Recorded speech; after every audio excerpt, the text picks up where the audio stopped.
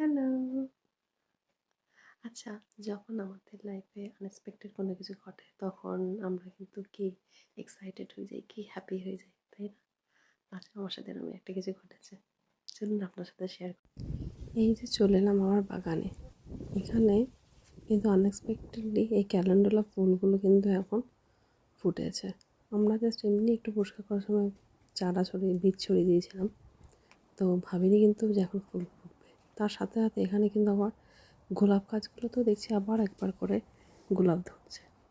তো এই সিজনে কিন্তু কখনোই এখানে ফুল ফোটে না।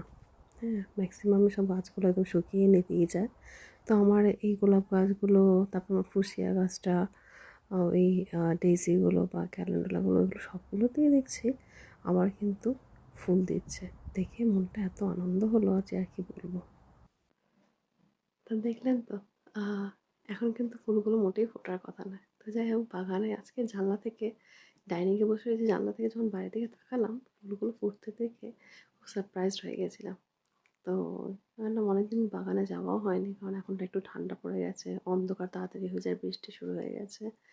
তো যেহেতু আমি রাতে কাজে যাই, তো আমার সেটা যাওয়া হয়ে উঠছিল না। তো আজকে ডাইনিংয়ে বসে এখন বাইরে দেখছি, এত ভালো লাগলো আমার দেখে। তো আমি নিজেকে আটকাতে পারলাম না, চলে গেলাম আমি ভিডিও শ্যুট করার জন্য ওখানে। তো ফুলগুলো অল্প কয়েকটা ফুটেছে, বাট তাও দেখে মনটা এত ভালো হলো যে কী বলবো। কারণ এই সময় না, আর এখানে ফুল টুল দেখতে একদম পাওয়া যায় না গো। হ্যাঁ, বাগানগুলো পুরো ফাঁকা হয়ে থাকে। তো শুধু যদি পাতা বাহারি কিছু থাকে সেগুলো একটু ফুড কালার দেয়, আদারওয়াইজ কিন্তু সবই হয় এমনি গ্রিন হয়ে থাকে, নাহলে কিন্তু সব ব্রাউন হয়ে যায়। তো যাই হোক, এটা দেখে খুব ভালো লাগলো, জন্য একটু শেয়ার করবো আপনাদের সাথে। আহ, তো তুলে ফেললাম ভিডিও, আমার নিজের মনটাও ভালো হলো, তার সাথে আপনাদের শেয়ার করে আমার ওটা আরও বেড়ে গেল। তো যাই হোক, ভালো থাকবেন সবাই, অ্যান্ড টেক কেয়ার।